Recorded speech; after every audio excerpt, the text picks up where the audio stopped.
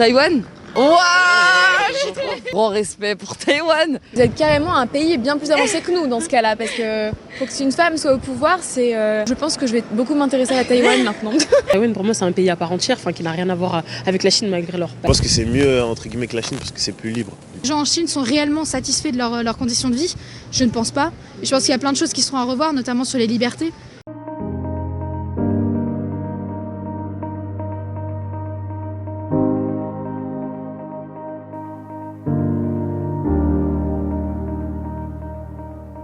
Attendez, s'il y a le soleil, c'est vers peut-être le Japon?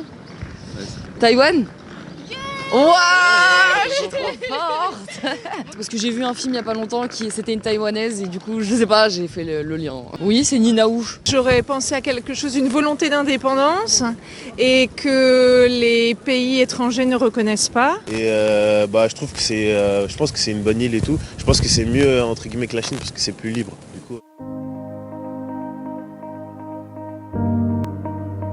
Ça voudrait dire qu'il y a une volonté clairement exprimée par la population, quoi. Donc c'est quelque chose qu'il faut respecter. Vous êtes carrément un pays bien plus avancé que nous dans ce cas-là, parce que pour que une femme soit au pouvoir, c'est énorme. Ah mais même, c'est bien. Hein. Je pense que je vais beaucoup m'intéresser à Taïwan maintenant. Je pense d'une femme de poigne. Hein. Il y a du poids, donc faut vraiment en vouloir et c'est quelqu'un d'admirable du coup. Ouais.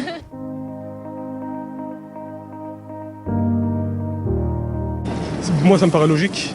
Si c'est pas clair déjà entre les deux pays, ou deux pseudo-pays, c'est normal que la communauté internationale ne reconnaisse pas. D'accord. Voilà. Une fois que ce sera clair entre eux, je pense que oui, il y aura une reconnaissance au niveau international. Ouais. Même l'ONU, vous pouvez pas. Je pense que non. Ouais, mais si c'est vous parce êtes que démocrate, vous devriez participer. Du fait que déjà qu'ils soient pas membres de l'ONU, que ce soit un petit pays et qu'ils soient juste à côté d'un très grand pays qui est la Chine, c'est super qu'ils puissent avoir leur indépendance et on voit que le peuple soutient, qu'ils sont très solidaires et qu'ils soutiennent l'indépendance et c'est génial. C'est étonnant.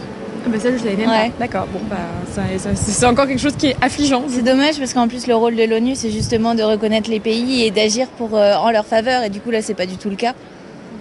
Mais il y a toujours de toute façon des inégalités entre différents pays et là c'en est quand même une grande, donc ouais c'est malheureux. Et dans ces moments-là, on se sent clairement, inutile et impuissant. Voilà, le mot c'est impuissant. Que normalement l'ONU est censée se poser des questions sur la condition du peuple. Et là, ma grande question, c'est est-ce qu'ils se posent des questions sur la Chine? Est-ce que les gens en Chine sont réellement satisfaits de leurs conditions de vie? Je ne pense pas. Et je pense qu'il y a plein de choses qui seront à revoir, notamment sur les libertés.